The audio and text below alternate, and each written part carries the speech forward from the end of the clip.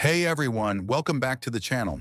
In today's video, I'm going to show you how to turn your photo into an epic GTA-style comic art using Dzine.ai, and trust me, it's super easy and fun. Let's get started. First, open your browser and go to Dzine.ai. You don't need any fancy software, this all happens online. If you're new, sign up with your email or Google account. If you've used Dzine.ai before, just log in. Once you're in, click on Create New Design, then choose Image to Illustration. Upload the photo you want to transform. After the upload, you'll see a bunch of styles. Look for the one that says GTA Comic Style or something similar. Click it. You can tweak the settings like brightness, contrast, and color tone if you want, but the default usually looks great. Hit Generate and let Dzine.ai do the magic. It usually takes just a few seconds.